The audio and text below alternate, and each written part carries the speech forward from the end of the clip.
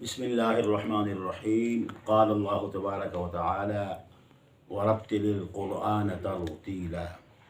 आज हम सबक नंबर 3 का पार्ट 2 पढ़ेंगे, यानी दूसरा हिस्सा पढ़ेंगे। जैसा कि कल आपको बतलाया था कि तिलावत के शुरू में अऊज़ु बिल्लाहि मिनश शैतानिर रजीम का पढ़ना ज़रूरी है। आज हम पढ़ेंगे बिस्मिल्लाह के बारे में। बिस्मिल्लाह का महल वो है शुरू सूरत, यानी जब आप सूरत शुरू करेंगे तो आप बिस्मिल्लाह पढ़ेंगे। अब इसकी दो हालतें हैं। या तो ये है कि आप तिलावत की इब्तिदा सूरत के शुरू से कर रहे हैं।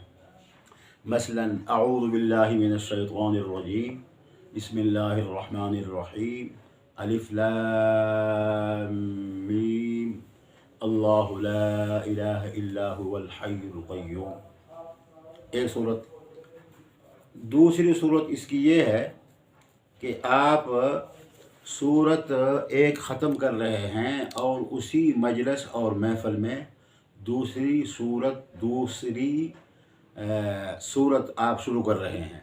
बस यही सूरत बकरा ख़त्म करते हैं, वरहमना व अंत मौलाना फंसुरना अलल कौम, ये तो सूरह अल-क़ारिआ। व अम्मा मन खफ़्फ़त मवाज़ीनुहु फ़उम्मुहु हाविया वमा अदराका मा हिया नारुन हामिया। अब आगे सूरत तकासुर शुरू हो रही है, तो बिस्मिल्लाहिर्रहमानिर्रहीम अल्हाकुमुत तकासुर, यानी दोनों सूरतों में आप बिस्मिल्लाह पढ़ेंगे। चाहे तिलावत की इब्तिदा आप सूरत से कर रहे हो या एक सूरत ख़त्म होती है और दूसरी सूरत आप शुरू कर रहे हैं, दोनों हाथों में बिस्मिल्लाह का पढ़ना ज़रूरी है, इसलिए कि बिस्मिल्लाह लिखी हुई है।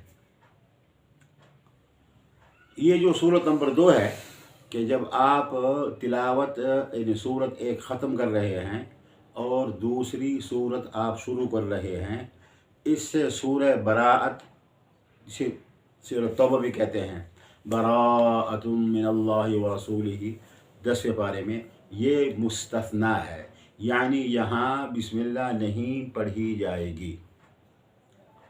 तमाम क़ुर्रा का इस बात पर इत्तेफाक है कि अगर सूरत की इब्तिदा भी आप सूरह तौबा से कर रहे हैं तो भी बिस्मिल्लाह नहीं पढ़ेंगे, और अगर आप सूरह अनफाल को ख़त्म करते हैं और सूरह बराअत शुरू करते हैं तो भी बिस्मिल्लाह नहीं पढ़ेंगे।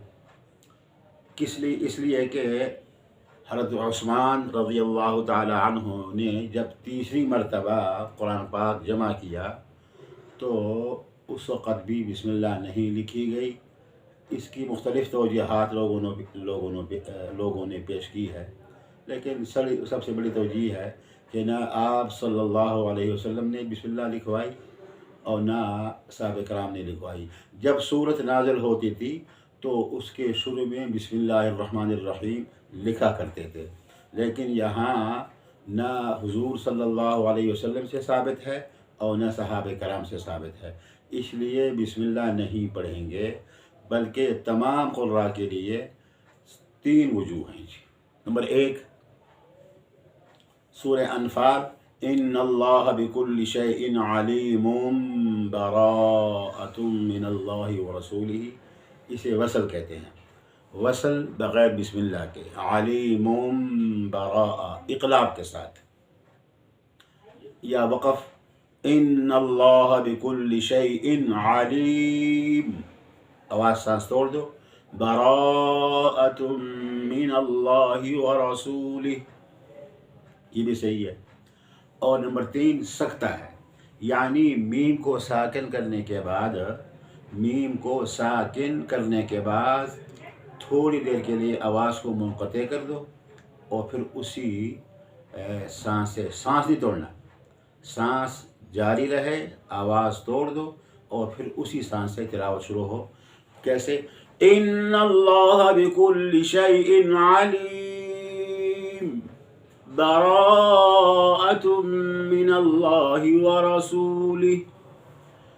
तो ये है जी बिस्मिल्लाह के बारे में بسم اللہ کے بارے میں جو ہے اور احکام فقہی ہیں قرات میں اور تجوید کی کتابوں میں اتنا ہی ہے، اور اس کے الفاظ بھی متفق ہیں۔ بسم اللہ الرحمن الرحیم امام حفص کے نزدیک، جن کے امام عاصم کوفی ہیں، ان کے نزدیک بسم اللہ ہر صورت کا جز ہے، اور امام ابو حنیفہ جو کہ امام حفص کے استاد بھائی ہیں، اور تجوید اور قراءات ان دونوں نے امام عاصم کوفی سے ایک ہی وقت میں ایک ہی زمانے میں یہ پڑھی ہے۔ ان کے ہاں بسم اللہ پورے قرآن مجید کی ایک آیت ہے، یعنی کسی صورت کے خاص نہیں ہے، بلکہ کسی صورت کے شروع میں بآواز بلند بسم اللہ پڑھ لو اور باقیوں میں نہ پڑھو۔ اور امام حفص جو ہے وہ کہہ رہے کہ نہیں، بسم اللہ جو ہے وہ ہر صورت کا جز ہے، اس لیے کہ ہر صورت کے شروع میں بسم اللہ لکھی ہوئی ہے۔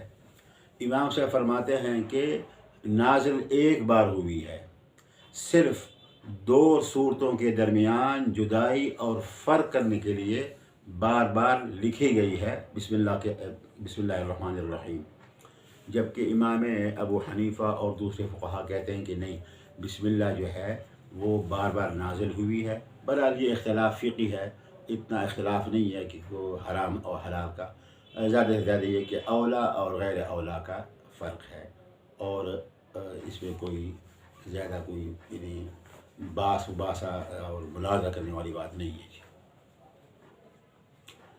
انہ من سلیمان و انہ بسم اللہ الرحمن الرحیم، یہ تو پوری آیت ہے جی۔ اس کے علاوہ بسم اللہ امام ابو حنیفہ کے نزدیک سورت یعنی قرآن مجید کی ایک آیت ہے، اور امام حفص کے نزدیک سورت کا جز ہے جی۔ ہمارے اکابر جو ہے نا، مولانا زکریا صاحب رحمۃ اللہ علیہ نے آپ بیتی میں لکھا ہوا ہے، مجھے یاد پڑتا ہے کہ شیخ الہند اور مولانا خلیل احمد سہارنپوری اور حضرت مدنی مولانا عبدالقادر رائے پوری، خود حضرت مولانا زکریا صاحب رحمۃ اللہ علیہ، اور حضرت قاری فتح محمد صاحب، قاری رحیم بخش صاحب اور قاری طاہر صاحب، ان اکابر کا طریقہ یہ تھا کہ تراویح میں بھی ہر صورت کے شروع میں بآواز بلند بسم اللہ پڑھتے تھے۔ تو قاری شریف صاحب کی بھی گویا ان کا بھی یہی تحقیق تھی، اور ان کا بھی یہی مزاج تھا کہ بسم اللہ صورت کے شروع میں پڑھی جائے، تاکہ امام حفص کی روایت کی کامل اتباع ہو جائے۔ السلام علیکم ورحمۃ اللہ وبرکاتہ۔